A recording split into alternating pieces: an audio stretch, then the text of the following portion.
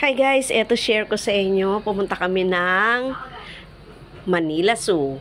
At eto na nga ang entrance sa Manila Zoo. Ayan, papicture muna ako sa elephant. Ito po yung entrance fee. Ayan, nagbayad na kami. So, papasok na kami sa Manila Zoo. Hindi alam kung saan ang pupuntahan. Anyway, eto nakangapasok na nga po kami. Ayan, may mga animals na. So, pa-picture muna kami dyan.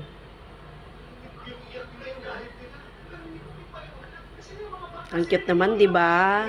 Pero malayo po sila, mga kaibigan. Malayo po yung mga animals sa mga tao, syempre. Ayan, nag-i-enjoy si Kevin na makakita ng mga animals. Sige lang, anak. Susunod lang ako sa'yo. Ayan, nauuna yung anak ko, syempre. Oops.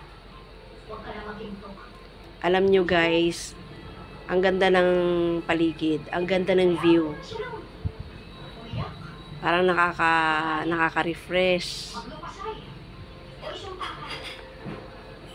Ito po ay pinagawa ni Mayor Isko Moreno nung una niyang term as a mayor.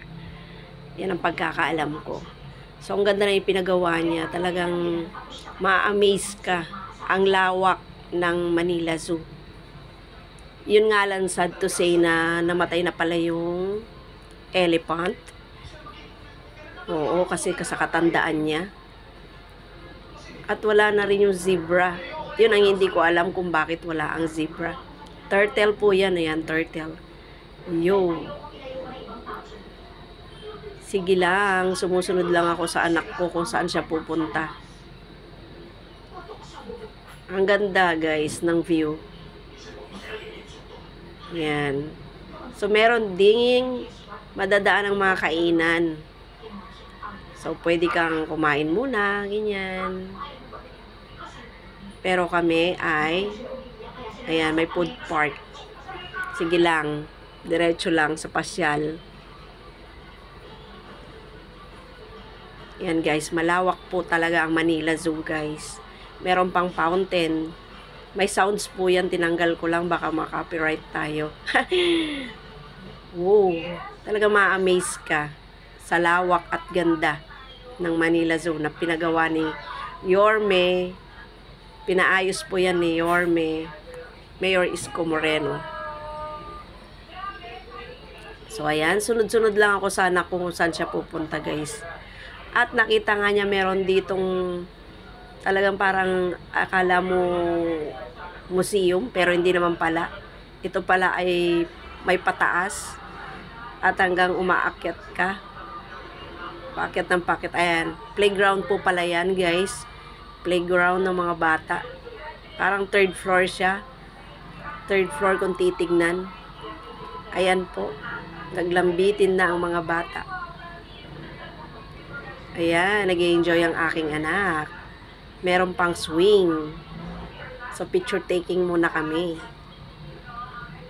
At, sa salamin po, ito po salamin po, ito ay makikita mo yung mga monkeys. Ayan. At makikita mo rin yung fountain sa malayo. Ayan siya, ang ganda. May sounds po yan. Tinanggal ko lang kasi maka-copyright po tayo. Ayan siya, may orangutan, oh. Hello, monkey. Ayan, natutuwa dyan si Kevin, ang anak ko. Natutuwa siya sa nakikita niya. Ayan, guys. So, matutuwa ang mga bata. So, ayan, nagutom na kami. Naghanap na ng makakainan. Ayan, kumain na po kami. Kumain na kami ni Kevin. Yo. Upo-upo muna kasi napagod. At nagpa-picture pa kami sa heart. Ito ay papunta sa Paru-Paro. Ayan, sa may Paru-Paro Museum or Butterfly Museum. Ganda, no? Iba't ibang klase ng butterfly ay nandito. Makikita mo. Naka-frame sila. So, ang ganda guys. Ma-amaze ka rito. Ayan, pinakita yung mga parts ng butterfly. Ang ganda guys. So, ito ay masasabi kong talagang magagandahan kayo pag nakarating kayo dyan. Ayan. Ang cute, 'di ba? Mga butterfly 'yan. Iba-ibang butterfly. Iba-ibang klase, I mean. So, dito nga kami pumasok din kami sa parang garden. Which is garden nga na maraming butterfly. So, ayan si Kevin, na-stop siya. Hindi na siya tumuloy. Natatakot siya kasi marami siya nakikitang butterfly na sa paligid. Ayan. So, maganda naman po rito sa garden na to. Makikita mo nga lang yung mga butterfly na nagliliparan. Akala mo kung saan ka. Yung, parang iba yung pakiramdam na makikita mo yung mga butterfly sa paligid mo. Minsan may lumalapit-lapit pa sa'yo, may dumidikit pa sa'yo. Kaya ayan si Kevin, medyo natatakot at gusto nang umalis sa lugar na to. Daming butterfly dito. Ayan. So, malapit na kaming lumabas kasi gusto na ng anak ko lumabas dito. But anyway, hindi naman siya totally nakakatakot. Bata lang kasi kaya medyo aloof siya sa nakikita niya na puro paru-paro sa kanyang paligid.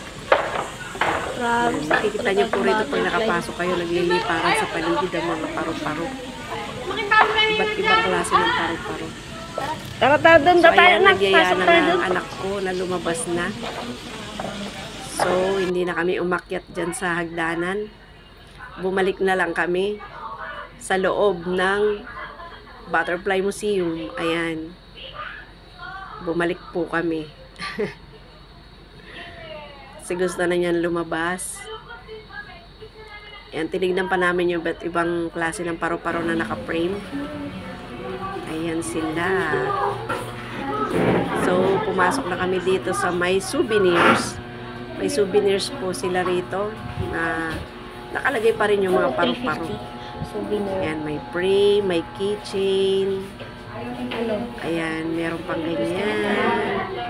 Nakalagay sa glass. May t-shirts. Ayan, meron pang magnet. Ref magnet. Ayan. Meron pang mga bags. Wall clocks. Ayan, lumabas na kami guys. But anyways, bumili rin naman kami ng ano doon, ng souvenirs. Mamaya papakita ko sa inyo yung litrato ng souvenirs. So ayan guys, nag-i-enjoy pa kami sa lawak. Sa lawak ng Manila Zoo.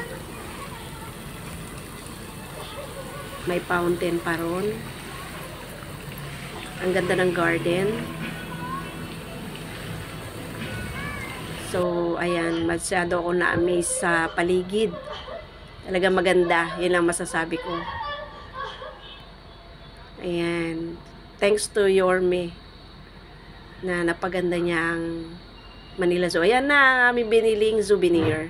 So, nagpa-picture pa si Kevin sa labas. Thank you for watching!